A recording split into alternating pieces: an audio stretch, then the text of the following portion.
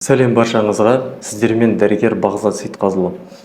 Бүгін мен осы видеороликта өте маңызды заттарды айтамын. Қалай біз үй жағдайында артериялық қан қысымын түсіре аламыз. Және де мына бір стаканнан күнделікті түрде сіздер егерде гибискус жапырақтарын болмаса каркаден ішетін болсаңыздар, сіздердің давленияларыңыз 120-80-ге дейін түсуі мүмкін.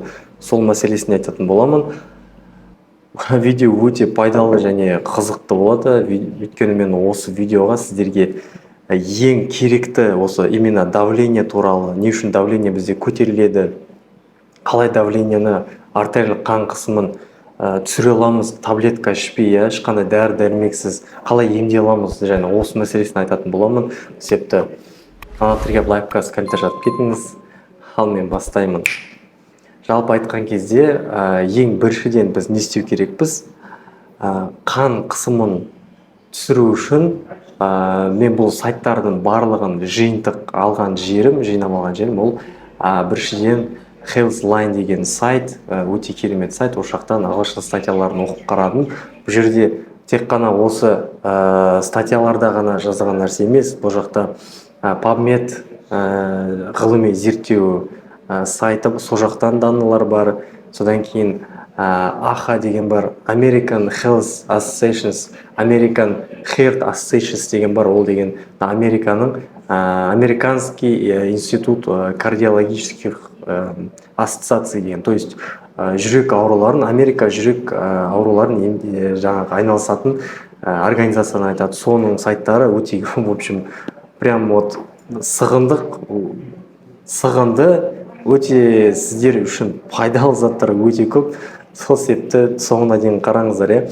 Ең біріншіден get moving деп жазған. Get moving деген бізде ол көбірек қимылдау керек деген. Не үшін көбірек қимылдау керекпіз?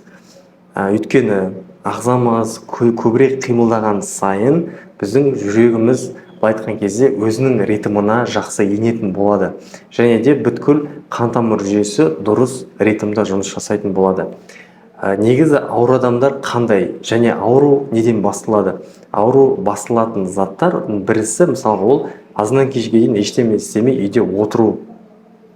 Егер үйде отыра беретін болсаңыздар, жұмыста отыра беретін болсаңыздар, қимылсыз, бұл біріншіден қан тамыр жүйесіне өте зиянды болады. Және де инсульт, инфаркт, тағы басқасы жаман аурудың бәрі осыдан шығады негізінде.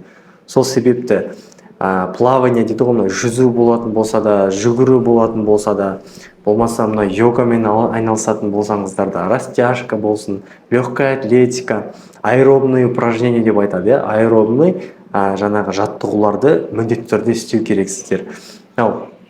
Американың жүрек ассоциациясының айтқаны, бұл жерде айтылған аэробный болмаса жаттығуды аптасына кем дегенде 2 рет қосу керек. Енді бұл жерде ровно қанша минут айтылмаған, где-то 15 минут болса да, сіздер аптасына 2 немесе 3 реттен жаңағы жаттығуды өзіңіздің өміріңізге ендіру керексіз. Сол кезде бұл ең бастысы, ең бірінші пункттің бірі, ол осы біздің қан тамыр жүйесін реттеу мақсатында және давлениеңізді, артериялық қан қысымын төмен түсіру үшін осыны қолдану керекпіз. Екіншіден follow the DASH диет деп айтады. Бұл дегеніміз не? Бұл дұрыс тамақтану. Жалпы мен сіздер үшін именно осы давление кезінде қалай дұрыс тамақтану керек екенін, осы именно Америка жүрек ассоциациясының диетасын сақтап, ағылшын тілінен қазақ тіліне аударып, сол диетаны сіздер үшін дайындап қойдым. Описанияда сол ссылка тұр, соған бассаңыздар, ол ссылканың аты былай аталады: қан қысымын түсіретін диета деп. Соны жүктеп алып оқып шықсаңыздар болады.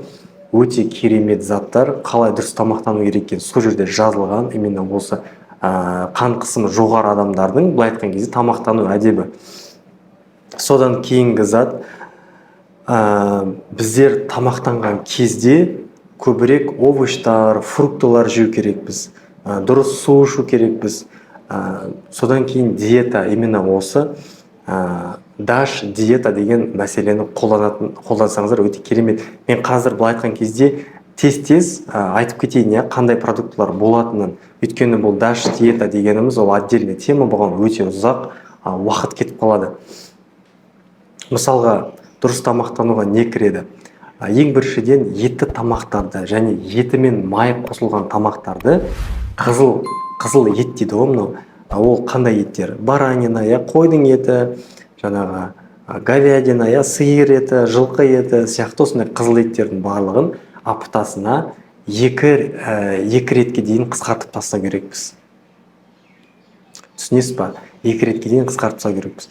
Өйткені қызыл еттегі состав өте обогащенный заттармен бір дейді, және де бұл біздің ағзамызға пайда әкелумен бірге зиянды алып келеді. Именно қан тамыр жүйесіне зиянды болады. Тек қана ет жей беретін болсаңыздар, енді бізде қазақтарда етті қатты жақсы көреді. Бірақ осы былай айтқан кезде көп ет жеу бұл прям жақсы емес та, жақсы емес нәрсе негізі. Тек қана ет жемеңіздер ешқашан. Дұрыс тамақтануда содан кейін не жатады? Овощи, фрукты жеу, орехтар жесеңіздер болады. Семечкалар, жаңағындай не айтады ғой, дәндер, осының барлығы біздің ағзамызға өте керемет әсер беретін болады. Содан кейін үшінші зат, майлы еттерден аулақ болыңыз дейді. Майлы еттер, не үшін майлы еттер біздің ағзамызға зиян? Өйткені ет жалпы біздің ағзамызға пайдалы, бірақ мынау майлармен бірге араласқан кезде, бұл біздің былай айтқан кезде холестерин низкой плотности деген зат бар. Сол холестерин низкой плотностьтің уровенін өсіріп жібереді да, бұндай тамақтар. Сол кезде сіздердің қан тамыр жүйесінде тромб пайда болу рискі көбейіп кетеді. Түсінесіз ба? Сол себепті адамдар инсульт, инфаркт алып қалулар мүмкін, өйткені дұрыс емес тамақтанады. Именно осы ет үшін көп май жеген сайын біздің жаман холестерин деп айтсақ та болады. Сол көбейіп кетеді. Содан жаңағыда қан тамыр жүйесіне өте қауіп алып келетін заттың бірі. Содан кейін лимит салт деп айтқан, лимит салт дегеніміз ол тұзды аз қолдану деген сөз. Бәріміз білеміз, тұзды біз барлық затқа қосамыз, тамаққа да, салатқа да, тағы басқасы. Бірақ тұз негізі мына Америка жүрек ассоциациясының статьялары барлық даналарды мен описанияға қалдырып кетемін. Бұл жақта былай айтылған: адам баласы күніне 1-3 немесе 2-3 миллиграмм тұздан көп жемеу керек деген сөз. Күндігіне. Ол қанша дейтін болсаңыздар, ол дегеніміз жарты шай қасық бір суткаға. Именно давлениемен проблема болатын болса сіздерде, егер қан қысымдарыңыз жоғары болатын болса, онда тұзды көріп отырсыздар ма? Әшейін емес, тұзды жарты шай қасық. Ол жарты шай қасық деген осындай ғана болады, дұрыс па? Кішкентай ғана болады. Сонша ғана қолдана аласыздар бір күндігіне. Одан асырмаңыздар. Былай ойлап қараңыздар, тұз қаншақты біз көп қолданамыз. Мысалға, қазанменен суп жасайтын болсаңыздар, 2 немесе 1 столовый ложка тұз қосып жатамыз. Етті бөлек тұздаймыз, ет и так тұзды. Салатқа тағы тұз қосамыз. Одан басқа тұзы жетпей жатыр деп тағы тұз қосып жейміз. Осының барлығы реноваскулярны ауруларға алып келеді. Ауруларға дегенсің ғой. Ауруларға алып келеді. Реноваскулярны деген ол білеміз ғой, көбірек су ішкен сайын, көбірек тұз жеген сайын, тұз судың артынан тартады. Бұл біздің бүйрегімізді инфильтрация жасауына қиын болады. Сол себепті бүйрегіміздің клеткалары зақымданады. Көп тұз жеген кезде реноваскулярный система, адсорбция, реабсорбция деген зат бар. Қан тамырға суды енуді айтады. Сол механизм бұзылып бастайды. Механизм деген сол. Механизмі бұзылып бастайды. Именно осы тұзды көп қолданған кезде. Сол себепті тұзды азайту керексіздер. Содан кейінгі зат maintain moderate weight деп жазған. Бұл дегеніміз ИМТ бойынша өмір сүру. Жалпы мен осы ИМТ туралы көп жерде айтқанмын. Енді қалай айтсам, міне мысалға былай. Сіздер егерден бойларыңыз 165 болатын болса, салмақтарыңыз 65 болатын болса, бұл идеально деген сөз. Өте керемет. Егерден сіздердің бойларыңыз 165 болатын болса, салмақтарыңыз мысалға 75 болатын болса, бұл уже ожирение дегенді көрсетеді. Сол себепті біз индекс масса тела деген зат бар, сол бойынша өмір сүру керекпіз. Мысалға менің бойым 185 болатын болса, менің идеальный весім 85 килограмм болу керек. Ал егер мен 95, 100-ге дейін семіріп кететін болсам, ол маған артық салмақ қан тамыр жүйесіне зиян, қан қоюланып кетеді, жүрегіміз оның бәрін дұрыс айландыра алмайды, содан кейін басталады. Диабеті бар, сахарный риск, инфаркт миокарда, риск инсульта, осының барлығы именно осы ИМТ бойынша өмір сүрмеуге байланысты болады. Мысалға, мен келіп жатқан пациенттерімнің 90%-ында именно артық салмақпен проблема. Мысалға айтып жатады, сұраймын ғой, бойларыңыз қанша? 160 дейді. Салмаңыз десем 90 дейді, болмаса 95 дейді. Тізелерім ауырады, жүре алмаймын дейді. Басым ауырады. Қалай тізелеріңіз ауырмайды 95 килограмм болатын болса, адам баласы, ағзасы жалпы былай айтқан кезде, ондай артық салмақты көтеруге жаратылмаған. Ол былай айтқан кезде не сияқты ғой, мысалға атты алып қараңыздар, мысалға жылқының үстіне, жылқының үстіне бір 5 адам отырып алса, ана жылқы құлап қалады ғой, дәл сол секілді тізелер де онда шыдамайды нагрузкаға. Сол үшін осы именно ИМТ бойынша өмір сүру керек. Егер ИМТ-ңізді дұрыс қалай есептеймін дейтін болсаңыз, сіздер үшін мен сайтты дайындап қойдым, мына экрандарыңызда көріп тұрғандарыңыздай. Өтесіздер, осы жаққа жаңағы нелеріңізді жазасыздар, вестарыңызды, мына жаққа жаңағы салмақтарыңызды, бойларыңызды жазасыз, есептеп өзі айтып береді, избыточный ма, ожирение ме, не болып жатқан. Содан кейінгі зат, if you smoke дейді, consider quitting, то есть темекі және арақты таста деген сөз.